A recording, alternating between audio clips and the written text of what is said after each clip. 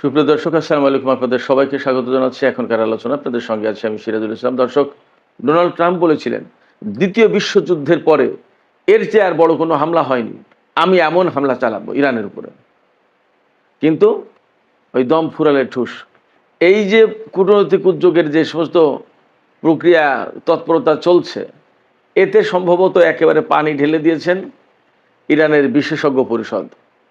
তারা বলেছেন যে মার্কিন সরকার কোনো রকমের চুক্তি মানে না, যে কোনো চুক্তি লঙ্ঘন করে, সেই মার্কিন সরকারের সাথে আর কোনো আলোচনা হবে না। মার্কিন প্রেসিডেন্ট ডোনাল্ড ট্রাম্প ভীষণভাবে কাদায় আটকে গেছেন, বা চোরাবালিতে আটকে গেছেন, বা ফাঁদে পড়েছেন, যাই বলেন, তিনি পড়েছেন, আটকে গেছেন। তিনি এখান থেকে কোনো মতেই মুক্তি পাচ্ছেন না। তিনি না পারছেন যুদ্ধে জিততে, না পারছেন হারতে।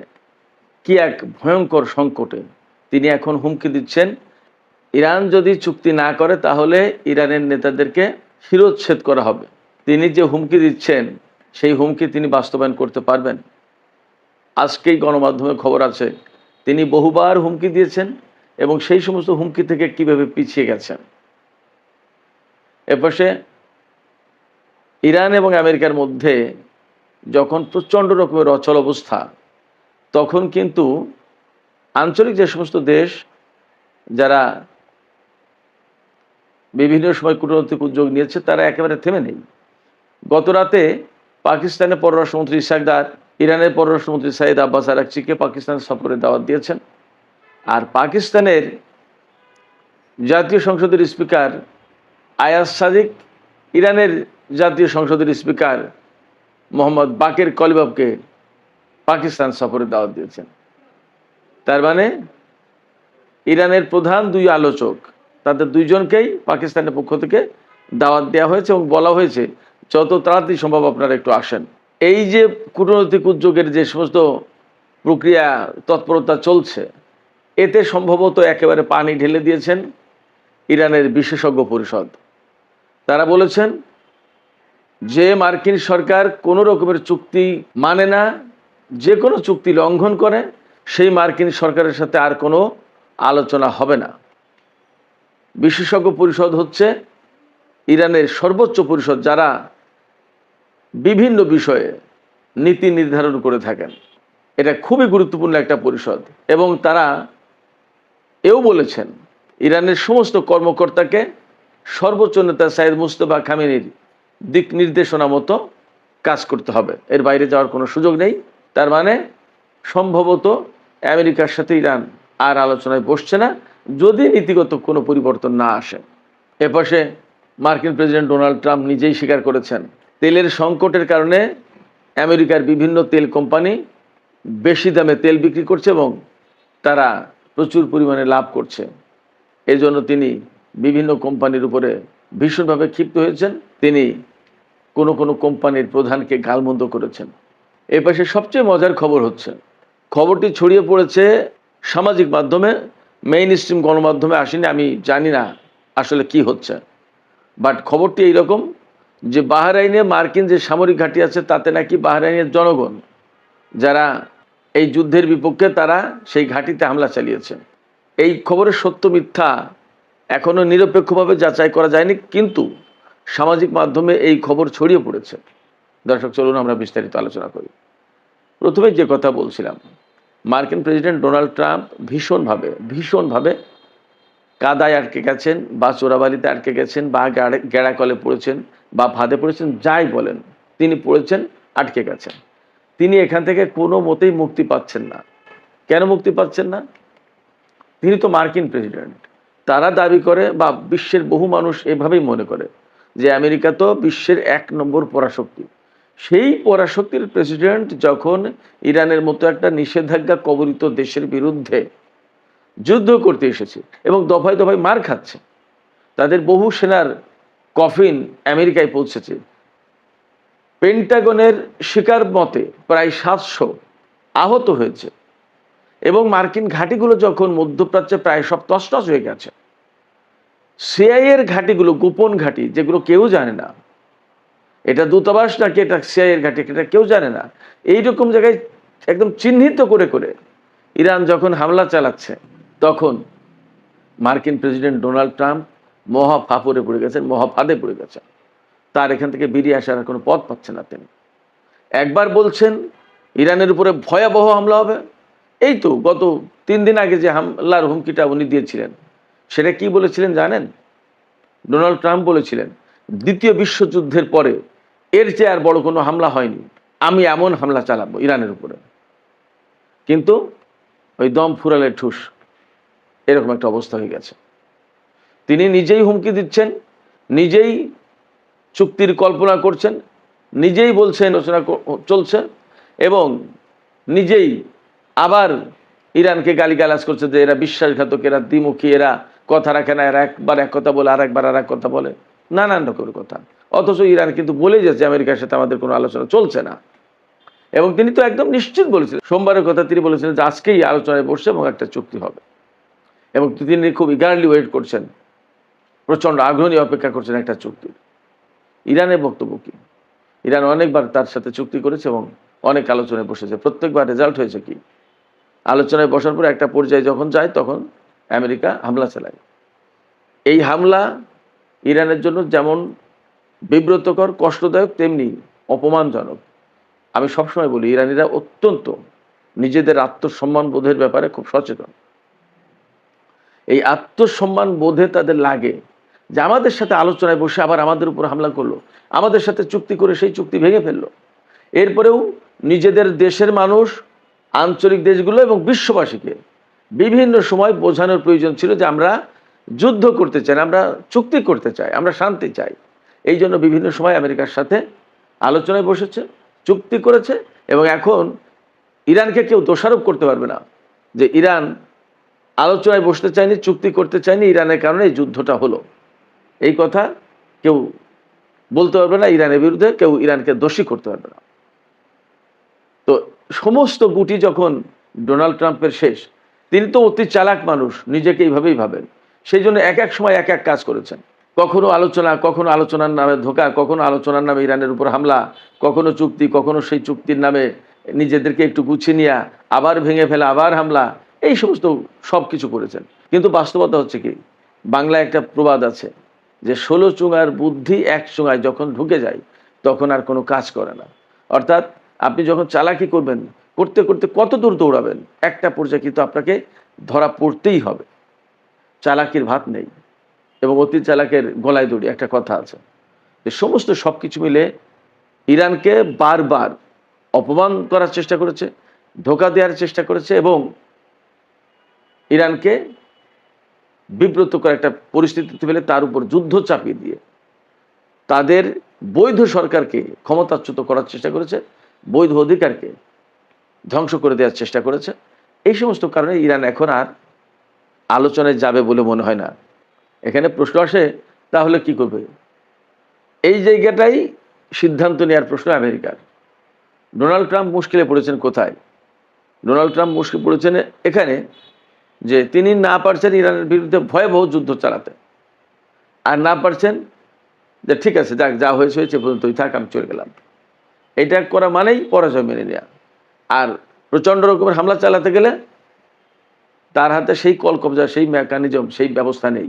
যার কারণেই তিনি এখন খুঁজছেন যে অপ্রচলিত পথে কিভাবে ইরানকে প্রচণ্ড রকমের শাস্তি দেওয়া যায়। এর ভিতরে স্থল অবরোধের বিষয়টা খুব গুরুত্ব সহকারে ভাবা হচ্ছে, কিন্তু কোনো লাভ হবে না। ইরানের সাথে এত এত দেশের সম্পর্ক, স্থল সীমান্ত আবার সমুদ্র সীমা, কিভাবে কার সাথে ঠেকাবে বাণিজ্য? সম্ভব না। ইরানের বিরুদ্ধে পরমাণু বোমা হামলা চালাবে, সেটা এই বাস্তবতায় মনে হয় সম্ভব না। এবং তার পাল্টা জবাব কি হবে সেটাও প্রশ্ন।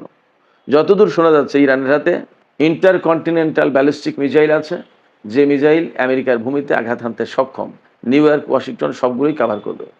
কোনো কোনো জায়গায় খবর পাওয়া যাচ্ছে ইরান পরমাণু বোমার পরীক্ষা চালিয়ে রেডি অবস্থায় আছে, জাস্ট ঘোষণা করছে না টেকনিক্যাল কারণে।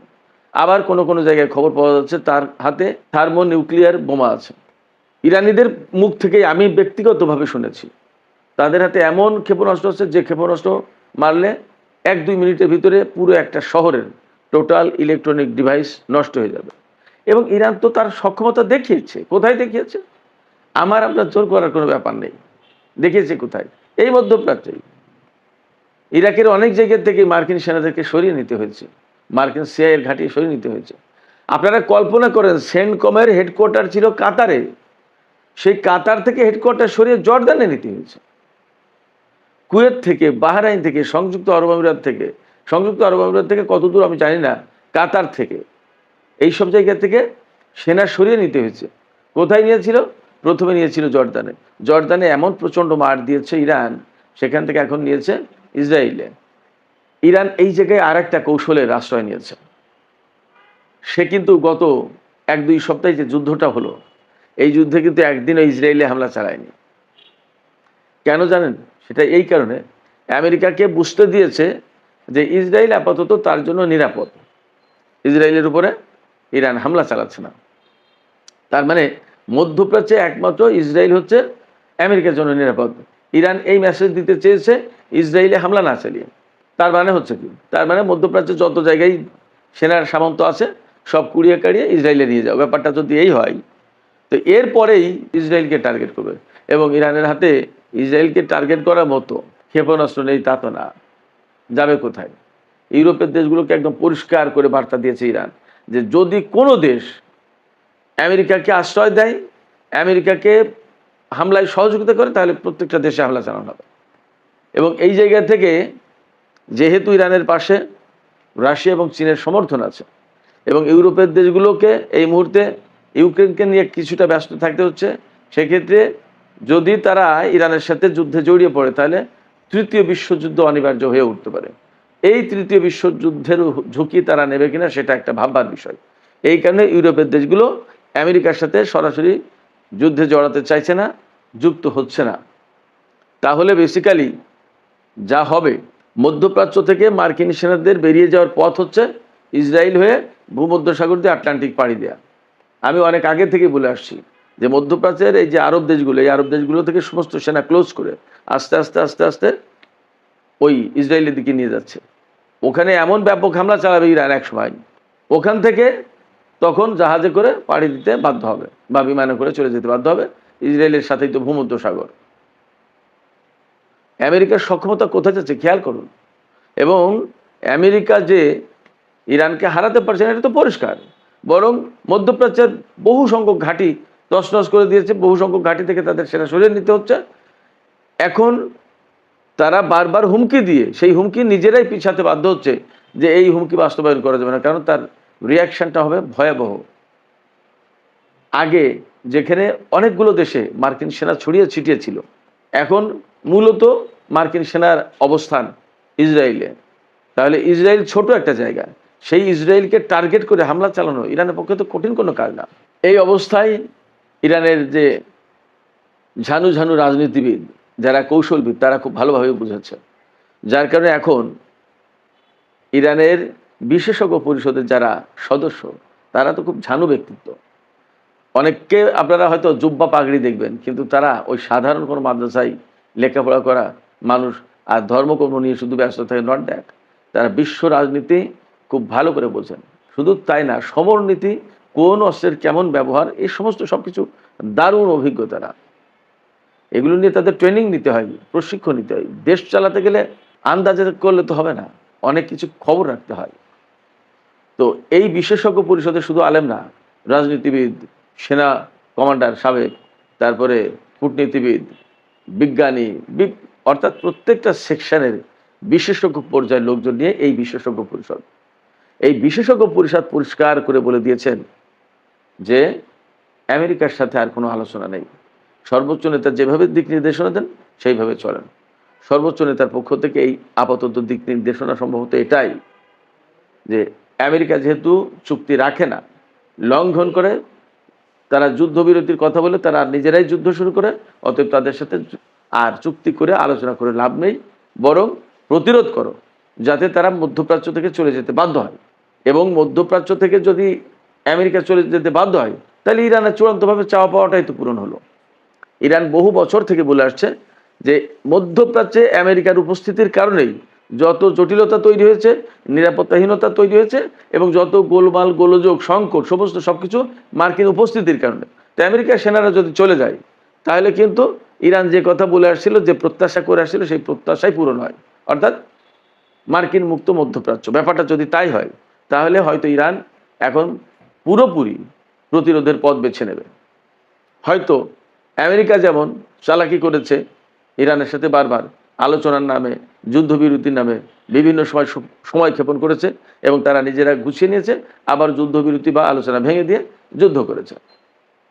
ইরানও হয়তো এখন সৌদি আরব, কাতার, সংযুক্ত আরব আমিরাত, তুরস্ক, পাকিস্তান এদেরকে লাগিয়ে রেখেছে। এক এক সময় এক এক রকমের কথা বলছে। আচ্ছা ঠিক আছে, দেখি এ ব্যাপারে কিভাবে কি করা যায়, আমরা একটু বোঝাপড়া করে নিই, আমরা একটু পরামর্শ করি। এর পাশে ডোনাল্ড ট্রাম্পকে হয়তো পাকিস্তান বলল যে হ্যাঁ, ইরান বোঝাপড়া করে নিয়ে আমাদের সাথে কথা বলবে বলেছে।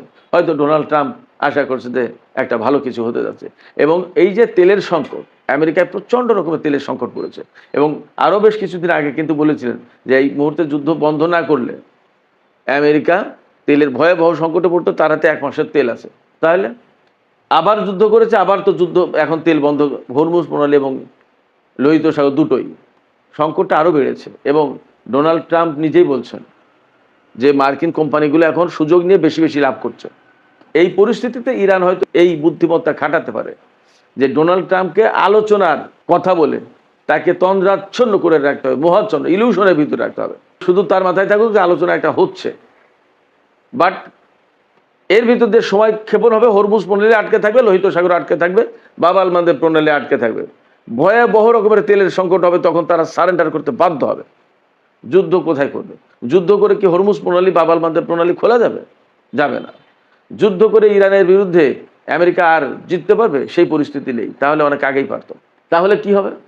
তাহলে অনিবার্যভাবে ডোনাল্ড ট্রাম্পের ভাগ্যে পরাজয় লিখিত হয়ে যাবে। পরিস্থিতিটা এই রকম, এটা ব্যাখ্যা বিশ্লেষণ করার সুযোগ আছে এইভাবে। খোদ মার্কিন সিএনএন টেলিভিশনের ওয়েবসাইটে আজকে যে খবর দেওয়া আছে, সেখানে বলা হচ্ছে মার্কিন প্রেসিডেন্ট ডোনাল্ড ট্রাম্প কি করবেন। তার সামনে পথ 3টা: প্রচণ্ড যুদ্ধ, চুপ করে সরে আসা, না হয় দীর্ঘমেয়াদে যুদ্ধ করা। এর কোনোটাই ডোনাল্ড ট্রাম্পের জন্য এখন সম্ভব না। তাহলে কি করবেন? সেই জায়গা থেকে তিনি হয় চুপ করে সরে যেতে বাধ্য হবেন, অথবা প্রচণ্ড হামলা করতে এসে ব্যাপকভাবে মার খাবে মার্কিন সেনারা এবং তারা চলে যেতে বাধ্য হবে। অর্থাৎ সমস্ত ক্যালকুলেশন করে ফাইনাল যেখানে আসা যায় সেটা হচ্ছে যে তাদের জন্য পরাজয় অনিবার্য হয়ে আছে, সেটা আজ হোক আর কাল হোক। এদিকে পাকিস্তানের পররাষ্ট্রমন্ত্রী এবং পাকিস্তানের স্পিকার, তারা দুইজন ইরানের পররাষ্ট্রমন্ত্রী এবং ইরানের স্পিকারকে একটু জরুরি সলা পরামর্শ করার জন্য পাকিস্তানে আসার দাওয়াত দিয়েছেন। কিন্তু ইরানের এই 2 কর্মকর্তা কবে আসবে তা পরিষ্কার না। তার মানে ডোনাল্ড ট্রাম্প ইরানের বিরুদ্ধে হামলা বন্ধ করার 36 ঘন্টা পরে পাকিস্তানের পক্ষ থেকে দাওয়াত দেওয়া হচ্ছে ইরানের 2 জনকে। আর ইরানের 2 জন এখনও তাতে রেজাল্ট দেননি যে হ্যাঁ আমরা অমুক দিন অমুক সময় আসবো। অবশ্যই কাতার টুকটাক আলোচনা চালাচ্ছে, সৌদি আরব চালাচ্ছে, সংযুক্ত আরব আমিরাত চালাচ্ছে, তুরস্ক চালাচ্ছে, বিভিন্ন জন আলোচনার আবহের ভিতরে কিন্তু ডোনাল্ড ট্রাম্প আছেন। কিন্তু ইরান আসল কথা বলছে না। এইভাবেই ঘুরাতে এক সময় ডোনাল্ড ট্রাম্প নাজেহাল হয়ে, ক্লান্ত হয়ে হয় ইরানের বিরুদ্ধে চরম আঘাত আনবে, আর না হয় যুদ্ধ থেকে তাকে সরে পড়তেই হবে। চরম আঘাত আনলে, আমি একটু আগেই বলেছি, ইরান তার জবাব দেবে এবং সেইভাবে তার প্রস্তুতি আছে। আর আস্তে করে সরে পড়লে সেটা তো ভিন্ন কথা। দর্শক, আলোচনা শেষ করছি। আপনারা সবাই অনেক অনেক ভালো থাকুন।